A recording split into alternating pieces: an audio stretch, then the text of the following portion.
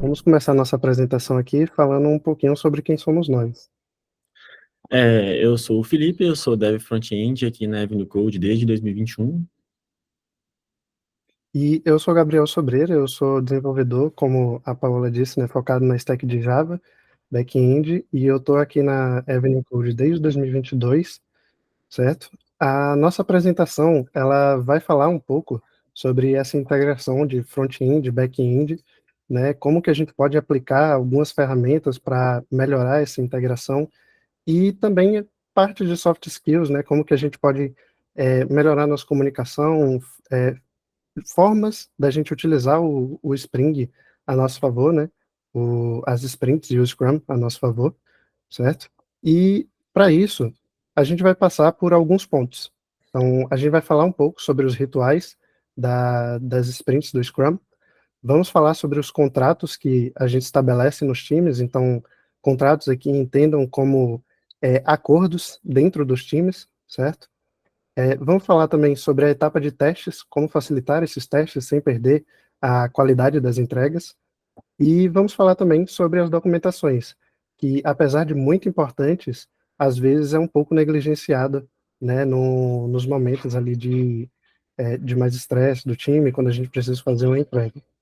E para finalizar, a gente vai passar por alguns exemplos práticos que passamos aqui no decorrer do nosso trabalho, certo? Então, vamos começar aí com o Basílio. Show de bola. Então, para começar, assim, a gente vai supor um cenário fictício, né?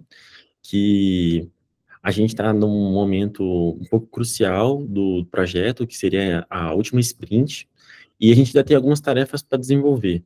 Algumas do front, outras do back, e uma de documentação.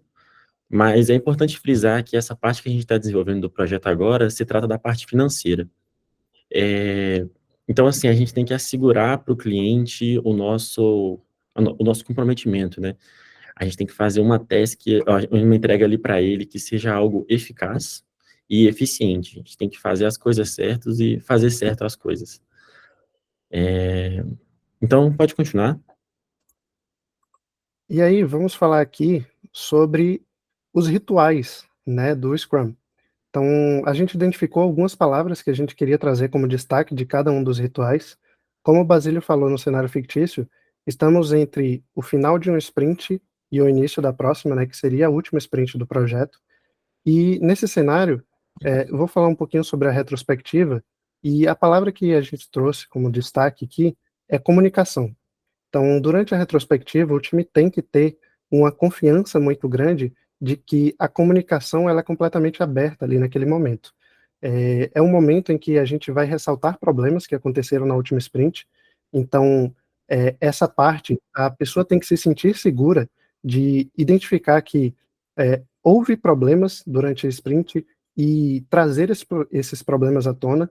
Claro, não é simplesmente jogar na roda o problema e falar de qualquer forma, né? Temos que falar de uma maneira assertiva e por isso a gente trouxe essa principal palavra de comunicação. Então, é comunicar ao seu time que houve problemas e esses problemas nós podemos sugerir soluções para eles. Então, às vezes deixamos muito a par dos Scrum Masters essas questões de trazer soluções ativas, né, para os problemas que a gente levanta, mas o time como um todo tem essa responsabilidade. Então, o time tem que trazer essas soluções e também identificar, junto a essas soluções, como que o time pode desenvolvê-las e aprimorá-las, certo? E além disso, reconhecer também soluções que houveram na sprint anterior. Então, esse é o momento de você dizer a seu colega de equipe que ele fez uma coisa muito boa.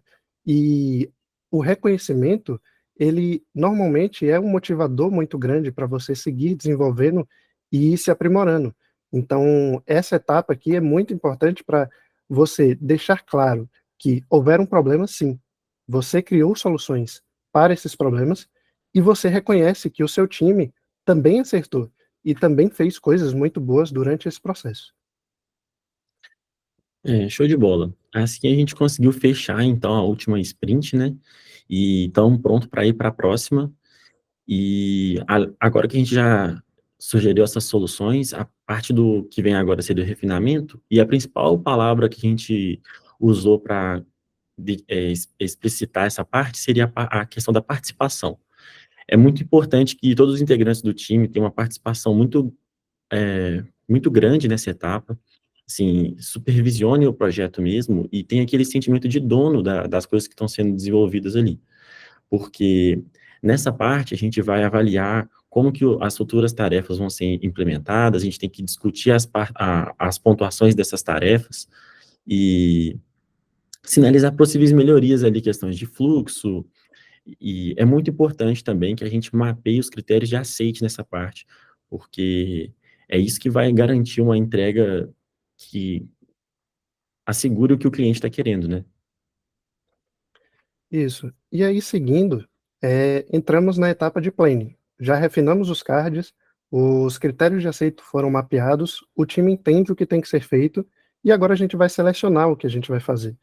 E aqui, nesse momento, é que tem a palavra do contexto. É muito interessante agora que todo time entenda o que vai ser entregado e o time como um todo se ajude no planejamento estrutural e de implementação. O que seria isso? Esse é o momento de talvez discutir tecnologias para serem usadas, de discutir coisas novas que estão sendo usadas no mercado que podem ser interessantes na aplicação das testes que a gente selecionou para desenvolver, e também o momento em que o time pode discutir implementações que talvez outros times, colegas, já fizeram parecido ou tiveram um problema similar e já tem uma solução meio que desenvolvida, uma solução que pode ajudar na solução que a gente quer fazer. Então, esse planejamento aqui na parte da planning é uma conversa de desenvolvedor para desenvolvedor, de entender o que é que a gente vai usar, como a gente vai usar e o que a gente pode fazer para que outras coisas que já foram feitas ajudem o nosso desenvolvimento. E entra muito também aqui aquilo que o Basílio falou, o sentimento de dono. É ter esse empoderamento. A partir dessa etapa, o time entendeu que ele vai entregar aquela task. Então, se o time vai entregar aquela task, é o time saber e sentir que a task é responsabilidade de todos. E, a partir desse momento, todos têm o dever de seguir com a melhor qualidade até o final, e juntos. Certo? Então, vem a parte aqui do empoderamento de se sentir realmente o dono daquele produto que vai ser gerado ao final dessa sprint. E assim, o time, quando ele se compromete a entregar aquela respectiva tarefa, é, o time todo se comprometeu, mas não significa que o dev vai estar sozinho na hora de implementar, né? E é justamente essa parte que a gente resolveu ressaltar na hora de falar sobre as dailies, que seria essa parte de alinhamento. Então, o dev não está sozinho. Ele não conseguiu, a dele é justamente esse momento que ele pode pedir ajuda ali para, às vezes, algum outro desenvolvedor que já implementou um fluxo parecido, ou então um tech lead que tenha mais contexto sobre o projeto e pode ajudar ele a resolver os problemas que ele está tendo, que seria justamente essa parte de discutir a implementação, né? E, além disso, também, alinhamento no sentido também de conversar entre o time e ver se é possível, dado aquele prazo estipulado, a gente manter ele, né, a gente cumprir ele. Porque, às vezes, pode acontecer da gente não conseguir cumprir. E, justamente alinhando isso, os outros integrantes do time, do PO, quanto o Scrum Master, podem conversar depois com o cliente e, se possível, a gente reagendar esse prazo, mudar ele um pouco. Isso. E aí, é, a sprint vai andando e chegamos à etapa de review. Então, os cards já passaram dos testes, já passaram do desenvolvimento. Agora, a ideia é justamente essa ideia de integração. Então, o que é que a gente pode fazer para que essa review aconteça da melhor maneira possível? Integrar e agrupar essas tarefas é muito interessante no sentido de criar um ambiente propício para fazer a apresentação da review. Então, você cria um ambiente em que todas as tarefas estão aglutinadas, estão agrupadas, de forma que, na hora da apresentação, você não precisa ficar parando para trocar de ambiente, trocar de recurso, mudar alguma coisa. A apresentação, ela flui. E também temos aqui a etapa de repasse de conhecimento. É muito importante que, ao chegar ao final da sprint, todo o time saiba o que foi entregue e tudo o que foi feito durante a sprint. Então, nessa etapa aqui, é interessante que, apesar de só uma pessoa apresentar a review normalmente, né, todos possam apresentar. Então, o time inteiro sabe o que foi entregue, o time inteiro consegue, se alguém de outro time perguntar, vocês têm uma implementação que talvez já faça isso aqui que eu preciso, o time sabe dizer se sim ou se não, e o que é que o time entregou. Então, aqui é muito importante ter esse repasse de conhecimento para que todos fiquem alinhados, né, conforme as deles foram passando, todos fiquem alinhados com tudo que foi entregue e o que é que aquele time ofereceu de valor para o seu cliente, certo? Então, é a última etapa aqui, que a gente queria falar dos rituais, e agora a gente vai aprofundar um pouco mais nas questões de contratos e afins, certo? Então, vamos falar aqui dos contratos. Justamente nessa parte dos contratos, a gente resolveu ressaltar a parte também do planejamento, né? Então, assim, na hora que você está planejando em como desenvolver uma respectiva tarefa, é muito importante você identificar os serviços úteis. O que que significa? Eu vou desenvolver um componente para um certo fluxo. A gente avalia se essas propriedades, funcionalidades esperadas nos componentes que serão exibidos, se elas vão depender de outras coisas. Por exemplo, às vezes você está inserindo uma coisa que é dinâmica, né, e se ela vai depender de mais coisas para aquilo acontecer, se essas informações já estão vindo de algum serviço do back-end que pode estar implementado em outro fluxo, você pode aproveitar isso para você reaproveitar, né, e diminuir o tempo de desenvolvimento, né. Uma outra questão muito importante nos times que a gente trabalhou é a questão de definir a nomenclatura. Por exemplo, se eu vou desenvolver alguma coisa que está relacionada ao preço do produto, se o back-end tem uma URL lá, que a gente vai fazer um request, e essa URL tem alguma coisa relativa a price, por exemplo, e o componente do front é price alguma coisa também, quando acontece de não dar certo, de dar algum erro durante o teste, o QA pode verificar o console e no stack trace achar lá, erro na hora de chamar price, ou então, erro no componente price. Isso já ajuda muito durante o desenvolvimento, porque com isso, o QA simplesmente chega para o dev e ele sabe para quem direcionar, o que pode estar dando problema naquela tarefa. Então, essa parte ajuda muito. E justamente também, essa questão de comunicação, tem a parte da comunicação ativa do back e do front, por exemplo. Se o front vai implementar uma tarefa, e essa tarefa ela vai precisar do endpoint do back, o back não está implementado ainda, mas a gente já tem acordado o que vai ser, a gente pode gerar um exemplo e o back passando essa informação para o front, ele consegue desenvolver esses dados e o back continuar no desenvolvimento deles, consegue atuar em paralelo, né? Então, isso é muito útil para o desenvolvimento. E aí, trazendo aqui a ideia de ferramentas, né? Então, antes a gente fez um planejamento e agora o que é que a gente pode usar para atuar nesse planejamento, certo? Como o Basílio citou no último exemplo, digamos que a gente tem um time que está atuando com tasks em paralelo. Então, o front-end está sendo desenvolvido ao mesmo tempo que o back-end. Mas o front-end necessita da resposta que o back-end vai dar para que ele consiga, né, fazer os testes, realizar talvez algumas alterações ali na resposta esperada. E aí vem a ideia do mock, que é você simular e compartilhar essa simulação com a resposta esperada. Então, a gente, no momento de planejamento, alinhou qual é a resposta que vai ser respondida, né, qual o payload que vai ser enviado do front para o back e o que é que o back vai responder de volta para o front. Então, a gente pode simular essa resposta de forma a não travar o desenvolvimento nem do front, nem do back. Então, as duas tasks conseguem seguir em paralelas e, lá no futuro, essa integração consegue ser feita de maneira muito mais flexível, muito mais simples, certo? E, além disso, esses contratos eles também podem ser armazenados em um local, que a gente está trazendo aqui uma ferramenta que é o Dark Eclipse do Postman. Esse Dark Eclipse é basicamente um Postman na nuvem. Então, você consegue botar lá todas as endpoints gerados do seu time, os curls que você usa, separados por contextos, separados por regras de negócio, Então, é muito interessante a utilização de ferramentas assim, para que a gente transforme a documentação em algo dinâmico.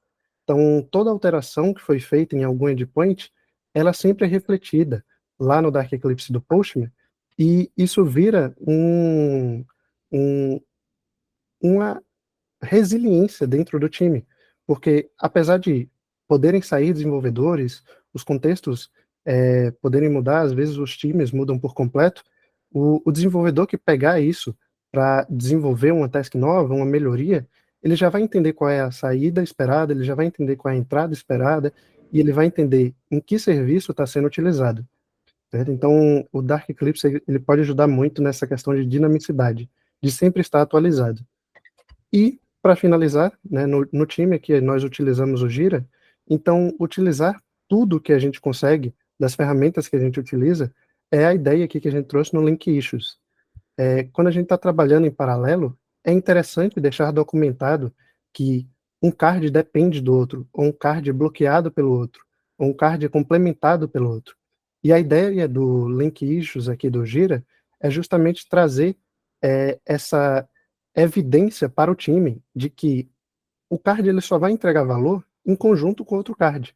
Então, não tem para que acelerar o desenvolvimento de um back-end se o card do front não for entregue e o cliente não vai poder ver aquilo refletido. Ou não tem para que o card do front ser acelerado, sendo que o back-end não está pronto e vai dar erro ao chegar ao cliente. Então, a ideia aqui é sempre deixar muito claro que uma task ela depende da outra. E mesmo quando não depende, às vezes uma task é bloqueada pela outra ou é complementada pela outra, e a gente pode deixar isso aqui evidenciado. Assim, uma pessoa que é nova no time, ela vai entender o que foi aquele fluxo e quais tasks estavam vinculadas àquela situação, certo? E aí, vamos passar aqui para a etapa de testes. Então, a ideia aqui é facilitar a entrega sem perder qualidade. E como é que a gente pode fazer isso? Primeiro, a gente selecionou aqui algumas ações que podem trazer essa facilitação. E a primeira delas é a disponibilidade. Então, é muito comum, às vezes, a gente, no meio do desenvolvimento, está muito ocupado, não quer entrar em reuniões, mas estar disponível para o seu QA no período de testes é muito importante. Às vezes, ele tem uma dúvida sobre a questão de regra de negócio, ou às vezes, um fluxo não está funcionando muito bem direito, e o simples fato de você entrar em 5 minutos ali numa reunião, você pode responder todas as dúvidas dele e o que ele poderia pensar que era um bug, na verdade, não é um bug. Na verdade, foi um mal entendimento de como funcionava, ou às vezes você entendeu errado a regra de negócio e ele te explicou o que deveria ter acontecido. Então, é muito importante essa disponibilidade do time inteiro de entrar, né? Às vezes, a gente fala, né? Poderia ser um e-mail, mas às vezes o e-mail é um problema de comunicação. Então, estar disponível para você entrar ali junto com o seu time é sempre muito importante. Um outro ponto também muito interessante seria a parte da integração das tarefas. Às vezes, quando a gente tem uma tarefa no back que o QA vai ter que testar elas, testando a requisição para ver se ela está retornando o que foi esperado, e o front depois consumir essa informação e todos eles, os dois funcionarem em conjunto no ambiente do front, né? O que a gente pode fazer é justamente fazer o merge dessas duas tarefas no card do Epic, por exemplo, que é uma coisa que a gente costuma fazer, e assim, quando a gente sobe o ambiente do Epic, a gente sobe as duas tarefas ao mesmo tempo e elas só funcionam juntas mesmo. A gente testa elas juntas, porque elas têm que funcionar juntas. Isso ajuda muito durante os testes, porque o QA, ao invés de ter dois cards para testar, ele vai ter um só, né? E ajuda também durante o sign-off. Isso. E seguindo nessa ideia também, tem a questão dos critérios de aceite. E a gente falou lá atrás, nos rituais, mas que a gente está trazendo de volta. Por quê?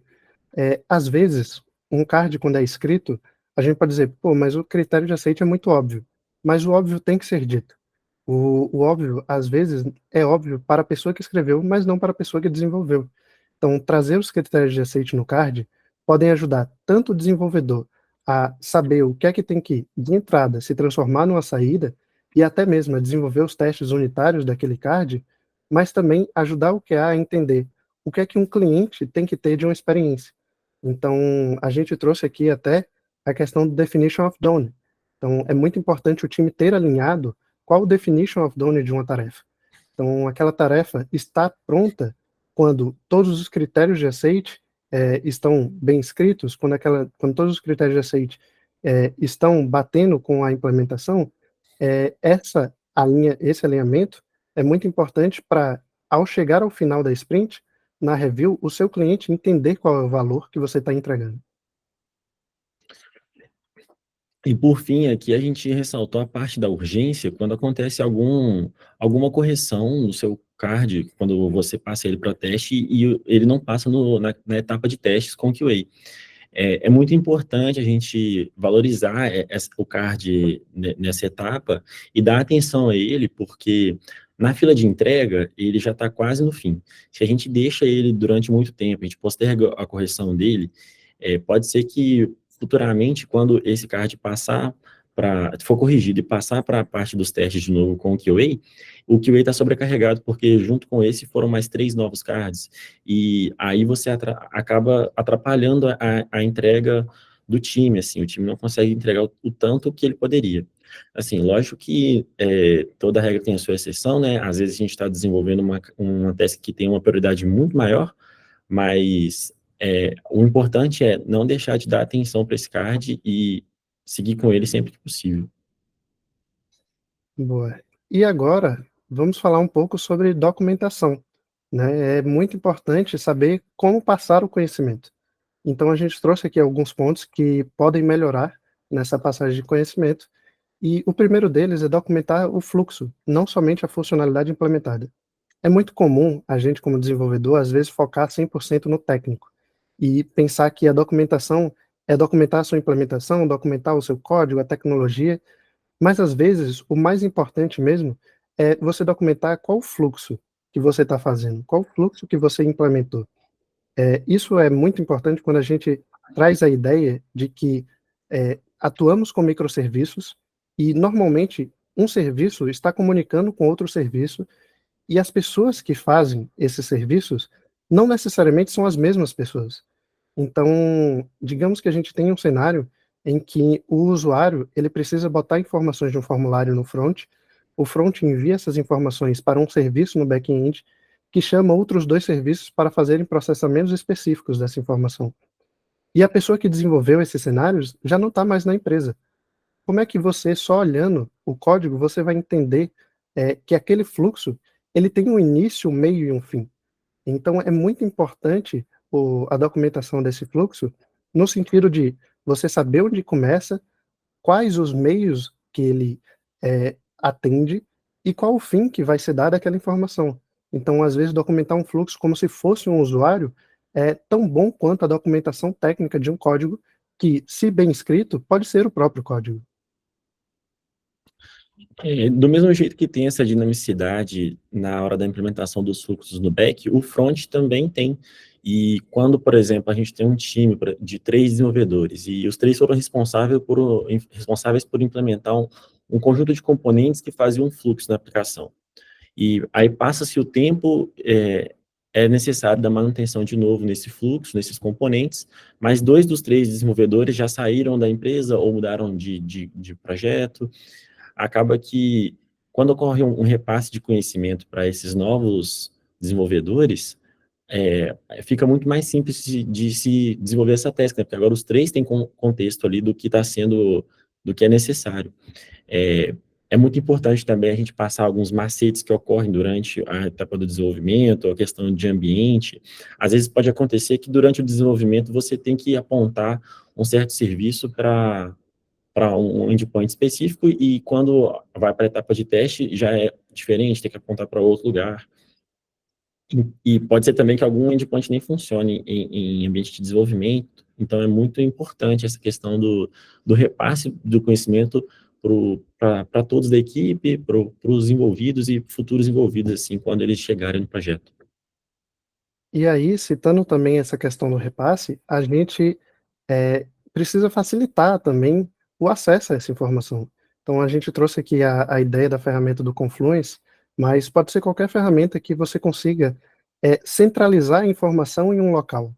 Então, a ideia de utilizar ferramentas de documentação é que a documentação ela fique fácil, acessível e centralizada, de forma que o novo desenvolvedor ou uma pessoa que entrou num novo contexto, ela consiga acessar aquela informação de uma maneira simples. Então, usar palavras-chave na construção da documentação ali no Confluence, ou criar projetos específicos lá no Confluence, né, pastas específicas para documentação por contexto, ajuda muito, porque quando você centraliza a informação, a disseminação dela é muito mais simples e muito mais viável também. E é muito importante também você, sempre que possível, usar imagens e vídeos, né? Porque o maior problema que a gente encontra é quando você quer saber sobre um determinado fluxo e você não tem certeza como funciona algumas coisas. Vamos supor que você implementou um certo fluxo e você documentou como funciona, mas pode ser que futuramente alguém adicione uma funcionalidade. Se você grava um vídeo explicando do início ao fim como você configura aquele fluxo, isso ajuda muito o usuário para ele identificar um possível erro, porque pode ser que esse possível erro seja da futura implementação, e nessa comparação com o vídeo e a situação atual do projeto, ele consegue identificar justamente onde tem algum problema, onde ele tem que atuar. Boa. E agora a gente vai seguir para alguns exemplos que a gente passou na prática, né, com projetos. A gente deixou de maneira genérica aqui para não ter identificações, mas vamos falar do contexto aqui. É, Nesse caso, eu precisava fazer um ajuste para a adição de um campo relacionado a um mercado de um país, que eu tinha que dar a origem dos dados daquele mercado ou país, certo? De uma campanha de recall. Nesse caso aqui, a gente tinha o card que ele falava ajustar a chamada da API do Cloud Search passando o mercado ao país desejado, que era o título do card. O contexto era justamente que é, eu precisava adicionar a origem desses dados e a gente tinha os critérios de aceite, que era mapear o campo de país do Cloud Search e fazer a adição dos dados de país de origem com o país atual, porque os dados que tinham já salvos, eles não possuíam a informação da origem que eles vieram, apesar de serem do mesmo mercado, certo? Porque ia entrar um mercado novo posteriormente. Mas, durante o refinamento desse card planning, surgiam algumas dúvidas sobre onde que essa campanha era gerada, como os dados são adicionados e onde eles são salvos. A gente não tinha essa informação. Era um fluxo que estava muito antigo na empresa, a gente não tinha uma documentação clara sobre eles, e o próprio código ele não passava a informação completa sobre todo o fluxo que eu precisava entender para saber onde é que essa informação começava e adicionar esse campo e saber para onde eu ia enviar a saída do campo que eu estava adicionando. Então, o fluxo que a gente sabia até então era que o cliente publicava um item no Adobe Experience Manager, que é o AIM, e esse item, após a publicação, era criado o mesmo item com os dados informados na nuvem, ou seja, no Cloud Search. Mas quem fazia isso? Que serviço que fazia isso? E como ele fazia isso? Era um momento que eu não sabia. E aí foi nessa etapa que eu precisei da ajuda do front-end e a gente, como time, entender o fluxo. E aí vem a parte que a gente descobriu como é que estava sendo feita. Então, junto com o front-end, a gente identificou que, após a publicação do item no AM, esse item gerava um evento que era lido por um serviço no back-end. E o item, né, gerado lá, o evento gerado e lido pelo serviço do back-end, era a origem dos dados dessa informação. Então, era ali, no front-end, no AM, que eu precisava botar a informação de mercado. E após o processamento no back-end, o back-end retornava para o AM informações da página a ser preenchida. Então, o back-end pegava a informação, processava, botava na nuvem e depois recuperava o que ele gerou na nuvem e retornava para o AM. Né? Então, dessa forma, a resposta do item gerado do AM possibilitava a criação de páginas com CSS em resposta. É, E é muito importante essa parte, porque o AM, como um CMS, né, um Content Management System, ele, com essas informações do back, ele vai fornecer páginas para o cliente. Então, por exemplo, quando o cliente publica um item, todo esse fluxo que acontece depois no back vai se gerar uma página e dali o front também vai atuar. Então, essa informação pode ser importante para o front, que é justamente o caso do próximo slide, né? Que a gente chega na parte que foi a task do front-end, que já era o que era requerido foi um pouco diferente, a demanda ela era diferente, mas o contexto era muito parecido. Porque como é que acontecia, né? No cliente a gente tinha a questão de brands, né? E o fluxo já existia para uma determinada brand, a gente precisou implementar esse mesmo fluxo para outras brands. Como todas as brands utilizavam as mesmas variáveis, a questão mesmo se tratava de construir as páginas e a estilização do CSS. E como ela não existia antes, a gente não tinha esses itens publicados para testar se a estilização estava funcionando corretamente. E não tinha como entregar a task para o cliente. Por mais que a tarefa fosse feita no front, os arquivos de CSS fossem submetidos, não tinha como a gente testar. Foi justamente nesse momento que eu procurei a ajuda do Sobreira, e a gente procurou entender como que era feita essa publicação desses itens e conseguimos simular esse comportamento do cliente em ambiente de desenvolvimento e publicar para essas outras brands, novos itens. Aí é justamente esse fluxograma que a gente conseguiu entender como que o cliente publicando um item, esse item é, gerava, era lido esse evento pelo back-end, o back-end adicionava essas informações, que era justamente a parte que eu estava tendo problema, porque para publicar um item, o sucesso só acontecia se os campos que eram required, né, que eram obrigatórios, se eles fossem preenchidos durante a publicação. Eu não poderia simplesmente publicar qualquer coisa. E só esses itens que fossem publicados com sucesso que eram exibidos no front-end. E aí, assim, acabou que tudo deu certo, com essa integração a gente conseguiu entender como é que funcionava, a tarefa do front foi feita, e a gente conseguiu testar e fazer o sign-off. Boa. E aí, a gente trouxe aqui o exemplo de coisas que a gente já falou na apresentação, né? Mas que a gente aplicou nesse cenário.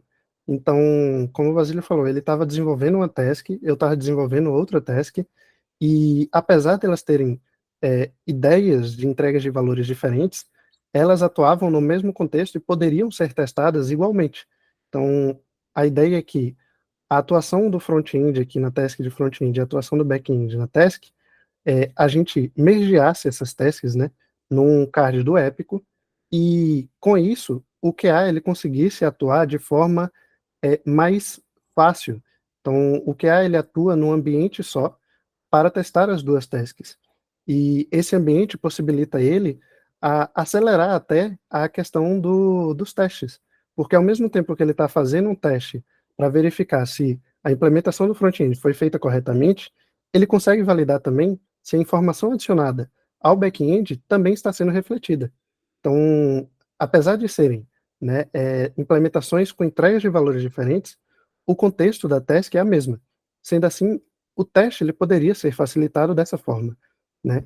E ao final da atuação do QA, a entrega também é facilitada, porque como está tudo numa branch de um épico só, é mais fácil de apresentar para o cliente uma review, é mais fácil de apresentar para o PO o sign-off, e também fica mais fácil de, ao final do desenvolvimento, fazer o deploy dessas aplicações, porque elas estão unidas, elas estão integradas.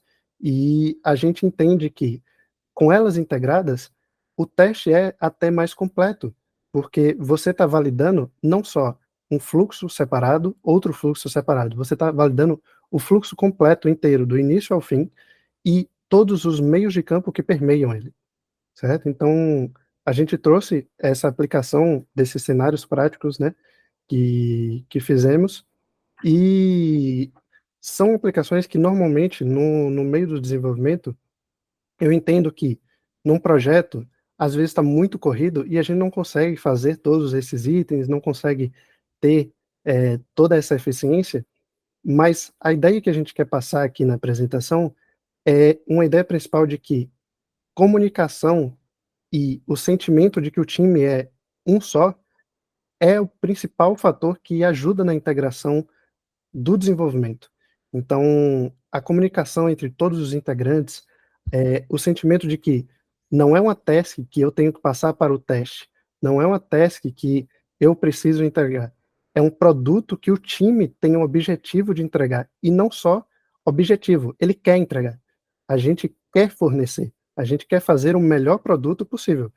E é isso que a gente quer trazer aqui nessa apresentação, de entender que o técnico é importante, sim, mas só o técnico não entrega valor.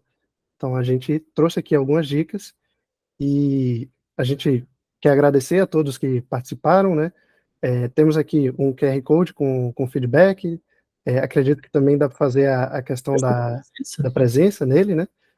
Tem nossas informações aqui, se quiserem entrar em contato, e a gente deixa aberto para dúvidas, né, durante esse tempinho que sobrou para a gente, e né, receber feedbacks, dúvidas, o que vocês quiserem falar agora está aberto, é com vocês. Perfeito, meninos. Só para complementar aqui, eu vou colocar no chat aqui de novo o formulário de avaliação da apresentação e também vou colocar o formulário de presença para quem ainda não respondeu. Vamos lá, gente. Quem é que tem perguntas?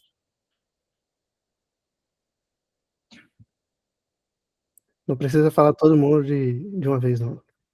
Devagar. Bom dia, pessoal. Bom dia. Em primeiro lugar, parabéns pela apresentação. Na verdade, eu não vou fazer uma pergunta, eu vou fazer apenas um complemento do que vocês apresentaram aí. A importância da integração do time de QA com o time de desenvolvimento tem uma relevância assim, gigantesca dentro de qualquer projeto, né, de projeto de desenvolvimento de software.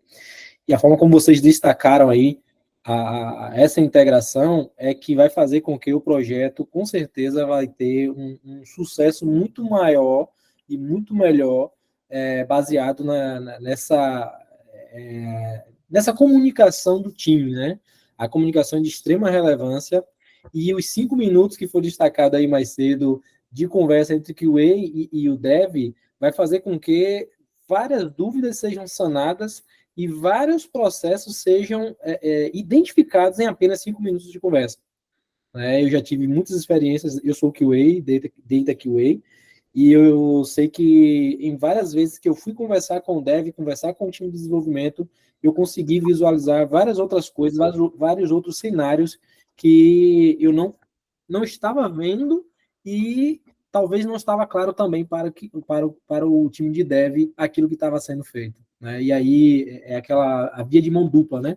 Enquanto eu levo a informação, às vezes também o lado de lá passa a identificar outros cenários que não foi visto inicialmente.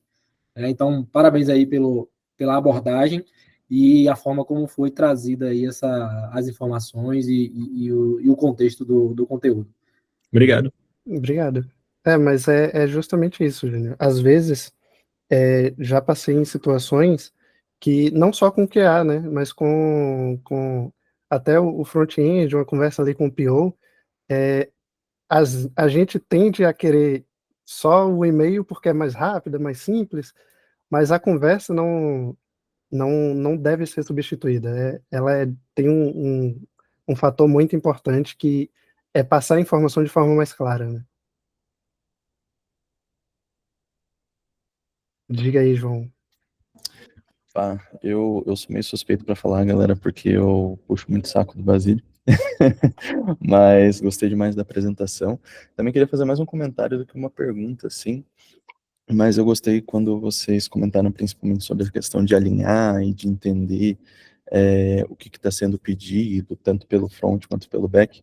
E, cara, da minha experiência, eu sei que no cliente que vocês estão é um pouco mais fácil de ter essa comunicação entre os membros da equipe, porque grande parte da pessoa é da C. Então, fica fácil de você virar para o cara e entender aquela demanda e conversar. Mas da minha experiência em clientes, principalmente onde grande parte do time não é a C, eu vejo que tem muito consultor que tem uma perspectiva, pediram para eu fazer X, eu vou pegar o card e fazer X e entregar. E falta um pouco desse alinhamento e também de um pensamento crítico, sabe?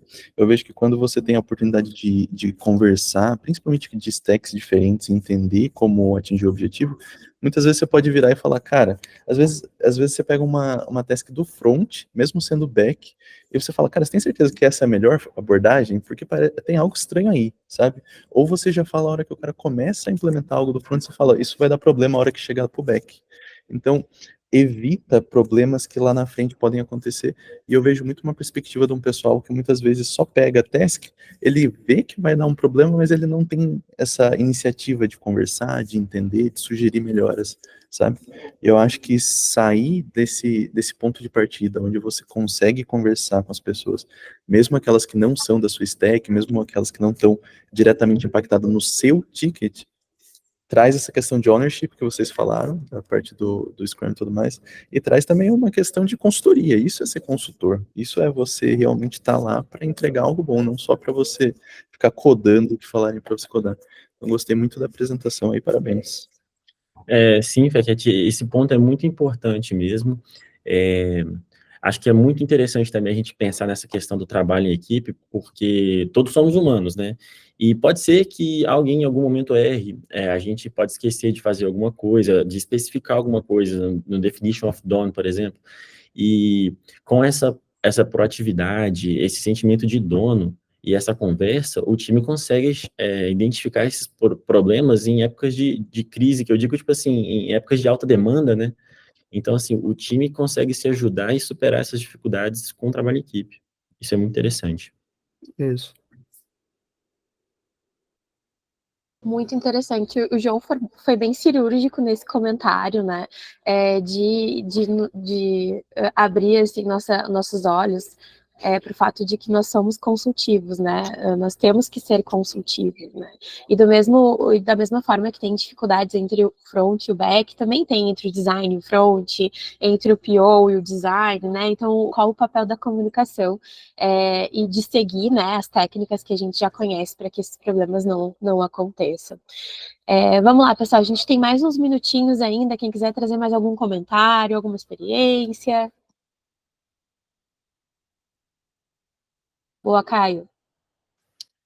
Bom dia, gente, tudo bem? Parabéns aí pela apresentação, foi muito bom, muito bacana mesmo. Até eu achei interessante um ponto que vocês falaram, principalmente do relacionamento com o QA, ele sempre acaba sendo, de uma certa forma, eu já peguei muito time que eles acabavam segregando o QA, do tipo, cara, tipo, passa os itens de dev pro cara na quarta-feira do final, sendo que a sprint acaba na sexta, e isso acabava gargalando muito.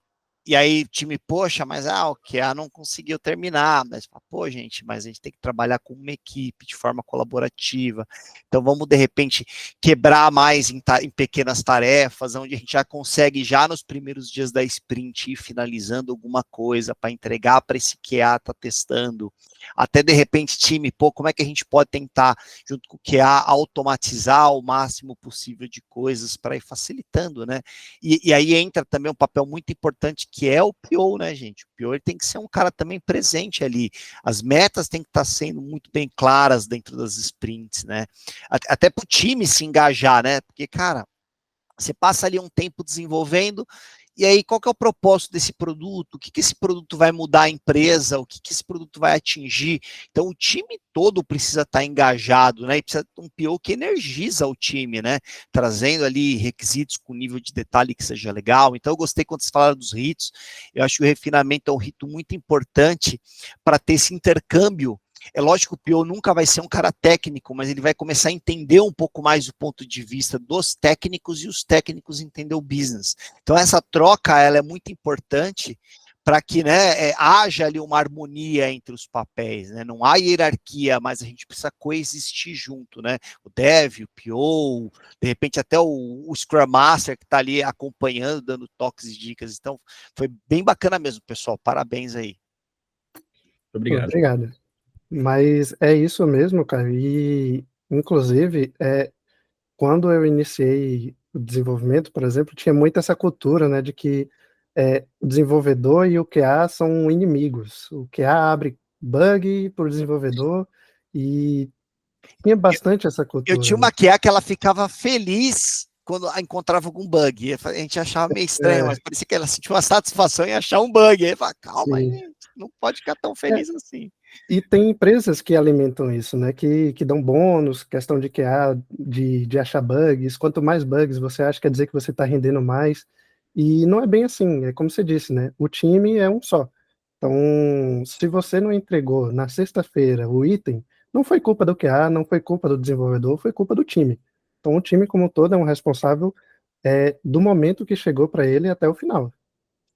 Eu sempre costumo dizer que o framework, ou Scrum, ou enfim, ele é o mais democrático do mundo, porque se a gente fracassar na review, todo mundo fracassou, porque Sim, o time não entregou. Ah, mas por que o time não entregou? O time tirou dúvida com o PO? Ah, tirou. O PO esteve presente? O PO não esteve presente. O PO homologou? Não homologou. O Scrum Master viu que a batata estava assando durante a sprint e não falou nada? Não falou nada. O QA corrigiu? Não corrigiu. Ele levantou a mão? Não levantou a mão. Então, ou seja, todo mundo errou.